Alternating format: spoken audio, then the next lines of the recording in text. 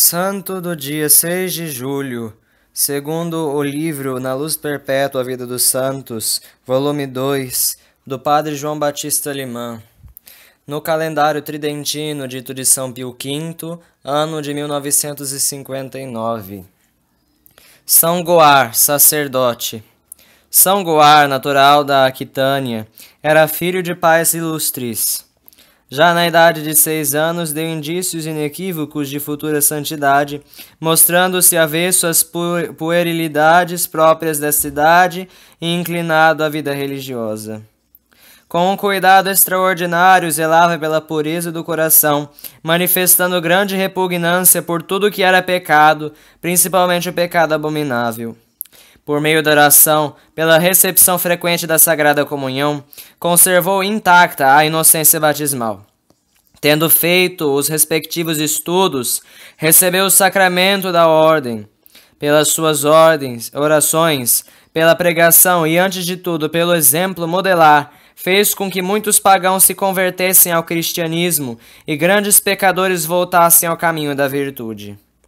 Como, porém, as muitas visitas se lhe tornassem incômodas e prejudiciais, resolveu sair da sua terra e servir a Deus na solidão. Estabeleceu-se perto de Oberzuesel, sobre o Reno, na diocese de Treves. Lá, com licença do bispo, erigiu uma capela e uma pequena casa de residência. Atraídos uns por mera curiosidade, outros pela santidade e grande caridade do sacerdote estrangeiro, os habitantes daquela região, pagãos ainda, vieram visitar o santo eremita, o qual, tornando-se-lhes missionário, conduziu muitos ao aprisco do Senhor. A fama de São Goar espelhou-se largamente e suas prédicas foram corroboradas por numerosos milagres. São Goar, no intuito de ganhar muitas almas para o céu, recebia muito bem os que visitavam, hospedava-os em casa e com maior liberalidade lhes punha à disposição o que havia na despensa. O resultado foi a conversão de muitos pagãos. Deus, porém, permitiu que o proceder do seu servo fosse por outros mal interpretado, e daí resultasse para o santo eremita uma série de provações. 2 comissários do bispo rústico, que o foram visitar, receberam do santo o acolhimento que este dava a todos os que procuravam. Mas não era isto o que eles entendiam. Relataram aos bispos que o eremita era um grande hipócrita, cuja vida não estava de acordo com as regras da moral cristã, que se banqueteava com os mundanos, e os milagres que fazia não eram senão embustes.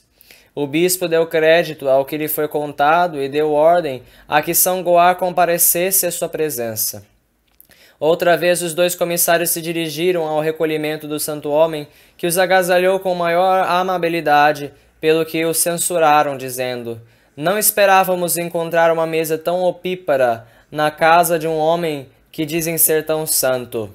"Não direis isto," respondeu o santo, "se aceitasseis com caridade o que a caridade vos oferece." No dia seguinte lhes preparou outra vez um bom almoço, o que eles, com aparentada indignação, recusaram, objurgando-o porque não pensavam em outra coisa senão em beber e comer. Negando-se assim a refeição do santo homem, pediram que lhes desse alguma coisa para no caminho comerem, no que foram atendidos, e Goar deu a um pobre o almoço que havia preparado para os hóspedes. Depois montaram a cavalo em demanda para Treves. Goar passou o tempo quase todo rezando e recitando os salmos. Era meio-dia quando os 2 companheiros sentiram um abatimento tal que quase chegaram a desfalecer. De todas as provisões que Goar lhes tinha dado, nenhum vestígio mais acharam, pelo que se lhes abriram os olhos e por esta circunstância conheceram um castigo do céu, pelas censuras ásperas e desapiedades que tinham feito ao santo homem. Tornaram a procurá-lo e pediram-lhe humildemente perdão. Goar não só lhes perdoou a falta de caridade, mas ainda pediu a Deus os socorresse. Apareceram da mata 3 corças, que mansinhas deixaram que Goar as ordenhasse.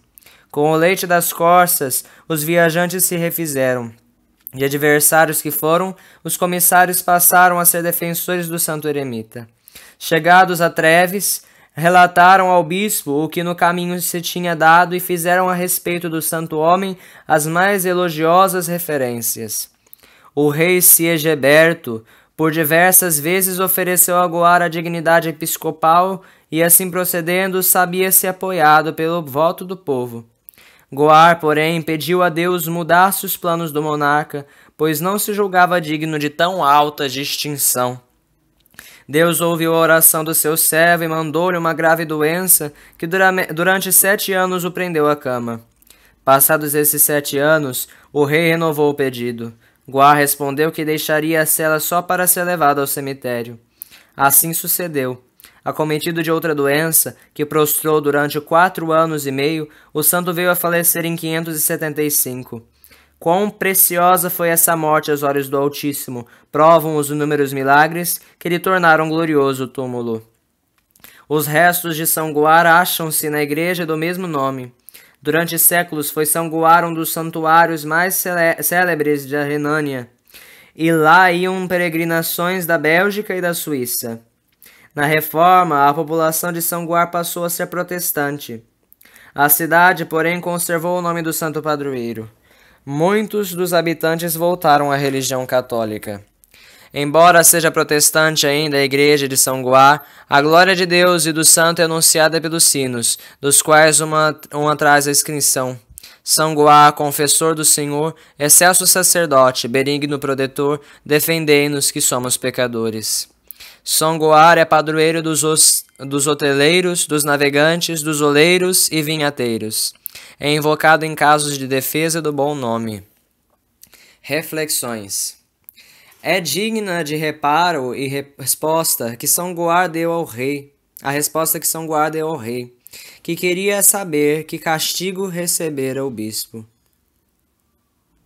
O exemplo do santo é a verificação da doutrina cristã, que aconselha o maior cuidado no julgamento das faltas do próximo, embora verdadeiras e reais.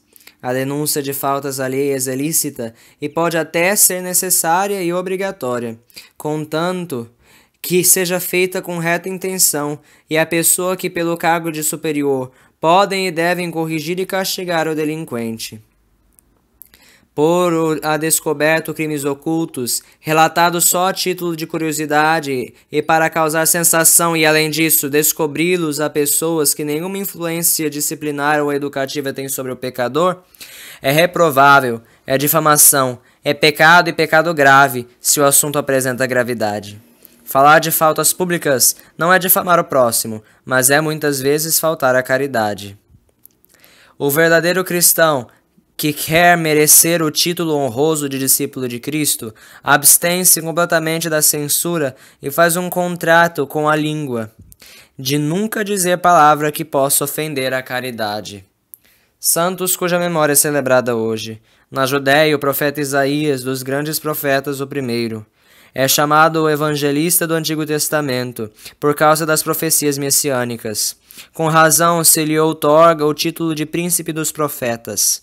Como nenhum outro levantou seu protesto contra a corrupção dos costumes, que teve seu início no mau exemplo da corte, formada pelo ímpio rei Acás, o pior de todos que ocuparam o trono de Judá. Horrível martírio dictou-lhe o rei Manassés. Começando pelo alto da cabeça, foi seu corpo separado no meio. Isaías morreu com 80 anos de idade, 681 a.C. Dos 4 animais apocalípticos aplicados aos grandes profetas, cabe-lhe o leão. Em Fiesole, na Toscana, o martírio de São Romano, discípulo do apóstolo São Pedro. Salve Maria.